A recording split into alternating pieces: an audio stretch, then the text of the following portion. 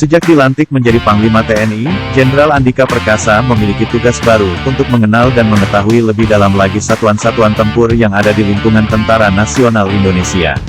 Salah satunya adalah Korps Pasukan Khas atau Korpashas, TNI Angkatan Udara. Beberapa waktu lalu Panglima TNI Jenderal Andika Perkasa telah mengunjungi markas Wing 1 Pashas TNI Angkatan Udara, yang berada di Lanut Halim Perdana Kusuma, Jakarta Timur. Kedatangan Jenderal TNI Andika Perkasa itu disambut langsung oleh Kepala Staf Angkatan Udara, Marsikal TNI Fajar Prasetyo dan Komandan Korpashas, Marsikal Muda TNI Eris Widodo.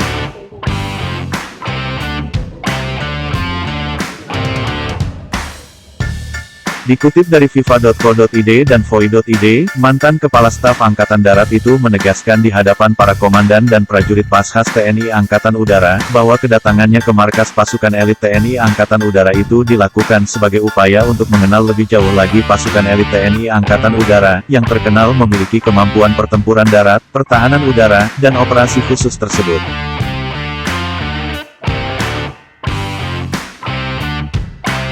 Jenderal Andika mengaku bangga dengan kemampuan Korps Pashas, yang didukung oleh Angkatan Udara sebagai pembina. Andika ingin pasukan khas Angkatan Udara ini lebih banyak dilibatkan dalam hal apa saja, tidak hanya dilibatkan dalam operasi khusus saja.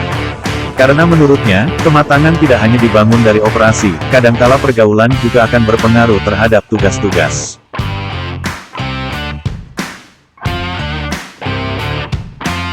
Dalam kesempatan itu, orang nomor satu di lingkungan TNI itu juga menyempatkan diri untuk mengecek alutsista, serta kendaraan taktis operasional yang dimiliki oleh Korps Pashas TNI Angkatan Udara, salah satunya alutsista pengadaan terbaru tahun 2020 TNI Angkatan Udara, yaitu YF Orbiter 2B.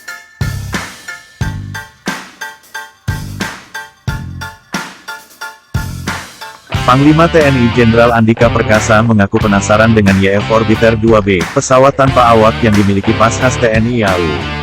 Dalam waktu dekat, dia secara khusus meminta Pashas TNI AU bisa mengoperasikan pesawat tanpa awak, yang dapat dikendalikan dari kendaraan darat yang bergerak.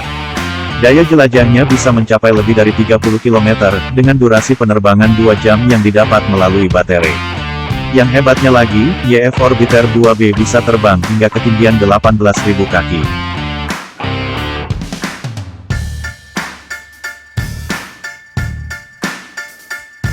Tentang UAV Orbiter 2B. Orbiter Mini UAV System adalah kendaraan udara tak berawak yang ringkas dan ringan yang dirancang untuk digunakan dalam aplikasi militer. Orbiter Mini UAV telah digunakan di Timur Tengah sejak pertama kali dikembangkan.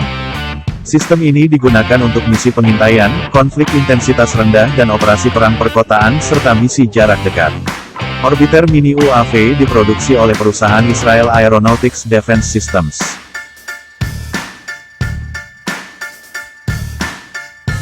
Aeronautics mengumumkan pada Mei tahun 2015, versi Orbiter 1K, dengan badan pesawat yang disesuaikan untuk membawa muatan bahan peledak 2 kg. Orbiter Mini UAV dapat dikendalikan oleh operator, atau mampu diberikan titik arah dan secara independen memindai area untuk mendeteksi dan menghancurkan target yang diam atau bergerak. Jika target tidak terdeteksi, Orbiter 1K dapat kembali ke pangkalan dan mendarat untuk digunakan kembali.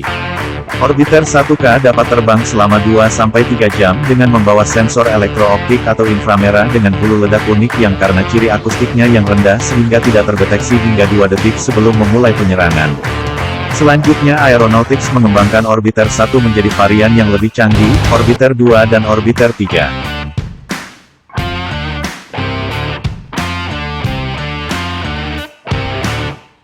Aeronautics mengatakan, Orbiter 2B dapat dikendalikan dari kendaraan darat yang bergerak dan memiliki mode navigasi independen, yang diklaim akan memungkinkan operator untuk menyelesaikan misi, bahkan jika GPS macet atau jika ada kehilangan tautan dengan rangkaian komunikasi terenkripsi. Sistem peringatan otomatis juga dapat mengirimkan peringatan mengenai penyimpangan dari tujuan misi yang direncanakan dalam kondisi normal.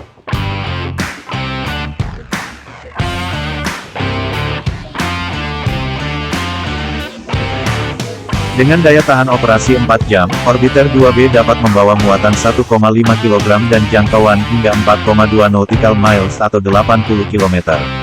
UAV ini dilengkapi dengan sensor elektrooptika atau inframerah.